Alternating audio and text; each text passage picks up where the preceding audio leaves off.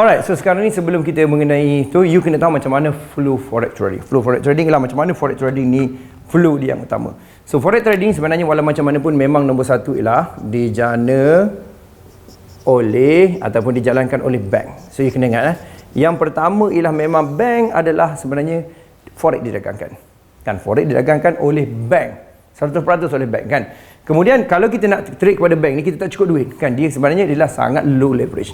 Leverage dia sangat rendah. Okay? Leverage sangat rendah ataupun hampir tak ada leverage. So you kena ingat kat sini Satu leverage ialah bank. Yang kedua ialah dia akan pergi kepada iaitu dipanggil liquidity provider. Liquidity provider. Okay, liquidity provider. Dia panggil liquidity provider. Maksudnya lah dia ni kerjasama dengan bank, ada certain commission dan juga akan diserahkan kepada bank, dan ini dipanggil liquidity provider. Dan akhirnya pergi kepada broker. So broker ni macam-macam broker. Akan pergi kepada broker dan kemudian barulah pergi kepada kita iaitu retail trader. Retail tu maknanya kecil-kecil lah. Kita bukan ada besar million dan sebagainya. So retail trader. So kalau you dapati sebenarnya apa yang berlaku dekat sini ialah dia ada 1, 2, 3, 4. Itu 4 proses. Satu ialah kepada bank. Maknanya di sini ialah berlaku real market. Okay. Real market. Dan biasanya the bank kan, ini adalah satu. Mana transaksi dia berlaku macam ni kepada bank, kepada credit provider, kepada broker dan bukan kepada kita. So maksudnya jadi kat mana keuntungan diterima ialah of course dekat sini dia ada fees kan, dia ada fees, dan yang utama yang kita kenali sebagai spread. So spread ni adalah sebenarnya yang utama yang membolehkan broker ni survive, liquidity provider dan bank survive kan. Jadi ini yang saya nak katakan dalam konsep forex trading. So benda ni simple, tapi apa yang saya nak nampak ialah you sebenarnya trading dengan real punya world, real market. You bukan trading suka-suka hati dengan contohnya kena cari orang dan sebagainya. Ramai orang ingat forex trading ialah cari investor, cari tu affiliate dan sebagainya. Itu adalah konsep mungkin dari segi referral IB lah ataupun referral broker. Tapi konsep utama yang sebenarnya saya nak you faham ialah ini adalah step dia. So step yang pertama ialah kena tahu ialah memang daripada bank. Walau macam mana pun you boleh juga pergi pada bank. Kan ada satu contohnya bank daripada Swiss. Saya dapat maklumat daripada Swiss market. Dia memang bank yang bagi forex tersebut kan. Memang ada you boleh pergi masuk duit kan, satu bank. Nombor dua ialah you boleh tengok yang terdekatlah Saxo Bank kan di Singapura.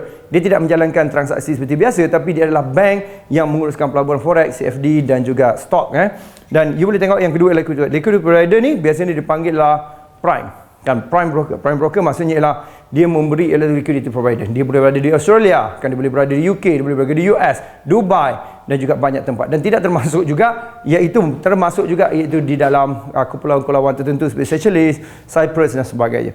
So yang ini adalah kepada broker ni adalah perkara yang penting sebab broker dia ada dua jenis broker, ada 3 jenis in fact kan. Sekarang dia ada STP broker kan, lepas tu dia ada ECN broker, dan biasanya ada ni, dan ada juga yang jenis nama dia ialah market maker. Market maker ni bermaksud ialah dia sebenarnya tidak terus hantar kepada liquidity, dia simpan dalam broker dia.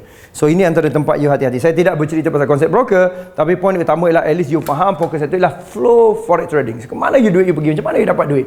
Dia dapat sebenarnya dia masuk kepada bank kan, dan pergi kepada liquidity provider, pergi kepada broker, baru pergi kepada you. So you kena ingat ini adalah proses dia yang utama. Jadi sebenarnya tak ada benda yang sebenarnya yang mengatakan forex trading ni apa tu tak betul dan sebagainya. Kalau you faham flow dan you faham you dealing dengan broker mana, broker tu dealing dengan liquidity provider mana, dan pergi kepada bank. So you faham saluran ni.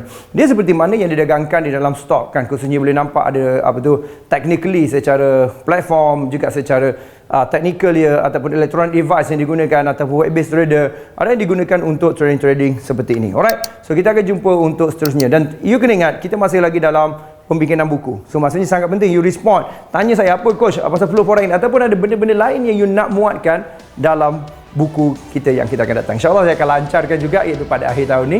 So jadi hopefully kita boleh sama-sama siapkan, dan saya hope you boleh bersama saya untuk kita sama-sama iaitu menghasilkan mana you ada contribution dalam ni. Terima kasih banyak-banyak.